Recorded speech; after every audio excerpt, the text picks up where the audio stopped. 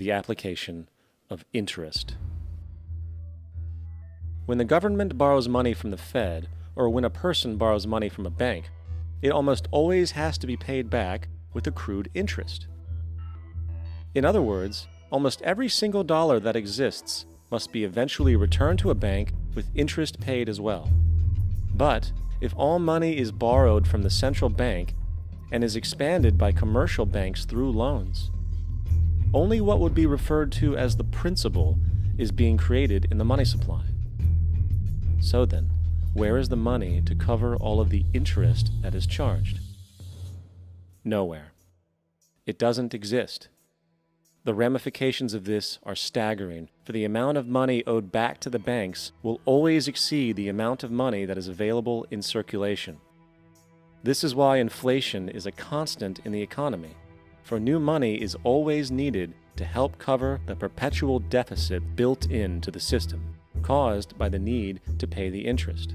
What this also means is that mathematically, defaults and bankruptcy are literally built into the system, and there will always be poor pockets of society that get the short end of the stick.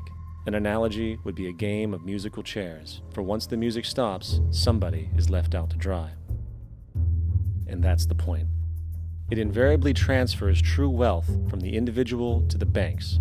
For if you are unable to pay for your mortgage, they will take your property. This is particularly enraging when you realize that not only is such a default inevitable due to the fractional reserve practice, but also because of the fact that the money that the bank loaned to you didn't even legally exist in the first place.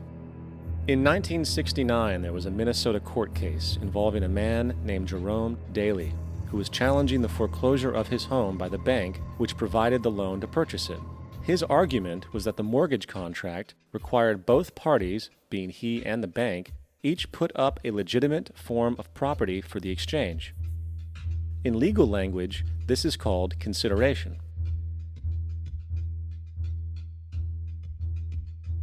Mr. Daley explained that the money was, in fact, not the property of the bank, for it was created out of nothing as soon as the loan agreement was signed.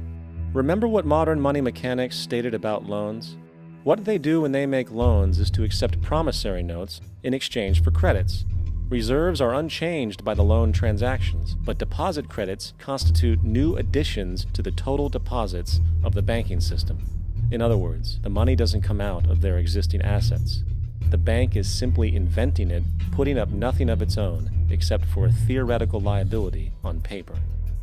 As the court case progressed, the bank's president, Mr. Morgan, took the stand, and in the judge's personal memorandum, he recalled that the plaintiff, bank's president, admitted that, in combination with the Federal Reserve Bank, did create the money and credit upon its books by bookkeeping entry. The money and credit first came into existence when they created it. Mr. Morgan admitted that no United States law or statute existed which gave him the right to do this.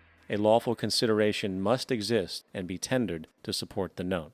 The jury found that there was no lawful consideration, and I agree. He also poetically added, only God can create something of value out of nothing. And upon this revelation, the court rejected the bank's claim for foreclosure, and Daley kept his home. The implications of this court decision are immense. For every time you borrow money from a bank, whether it is a mortgage loan or a credit card charge, the money given to you is not only counterfeit, it is an illegitimate form of consideration, and hence voids the contract to repay, for the bank never had the money as property to begin with. Unfortunately, such legal realizations are suppressed and ignored, and the game of perpetual wealth transfer and perpetual debt continues. And this brings us to the ultimate question: why? During the American Civil War, President Lincoln bypassed the high-interest loans offered by the European banks and decided to do what the Founding Fathers advocated, which was to create an independent and inherently debt-free currency. It was called the greenback. Shortly after this measure was taken, an internal document circulated between private British and American banking interests stated, "Slavery is but the owning of labor, and carries with it the care of laborers," while the European plan is that capital shall control labor by controlling wages.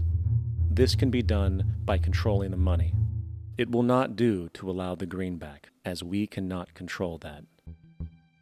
The fractional reserve policy perpetrated by the Federal Reserve, which has spread in practice to the great majority of banks in the world, is, in fact, a system of modern slavery.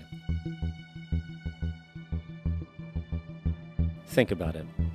Money is created out of debt. And what do people do when they are in debt? They submit to employment to pay it off. But if money can only be created out of loans, how can society ever be debt-free? It can't. And that's the point. And it is the fear of losing assets coupled with the struggle to keep up with the perpetual debt and inflation inherent in the system, compounded by the inescapable scarcity within the money supply itself, created by the interest that can never be repaid, that keeps the wage slave in line, running on the hamster wheel with millions of others, in effect powering an empire that truly benefits only the elite at the top of the pyramid. For, at the end of the day, who are you really working for? The banks. Money is created in a bank and invariably ends up in a bank. They are the true masters, along with the corporations and governments they support. Physical slavery requires people to be housed and fed. Economic slavery requires people to feed and house themselves. It is one of the most ingenious scams for social manipulation ever created, and at its core, it is an invisible war against the population.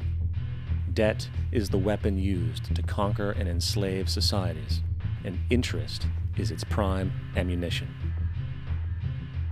And as the majority walks around oblivious to this reality, the banks, in collusion with governments and corporations, continue to perfect and expand their tactics of economic warfare, spawning new bases, such as the World Bank and International Monetary Fund, while also inventing a new type of soldier, the birth of the economic hitman.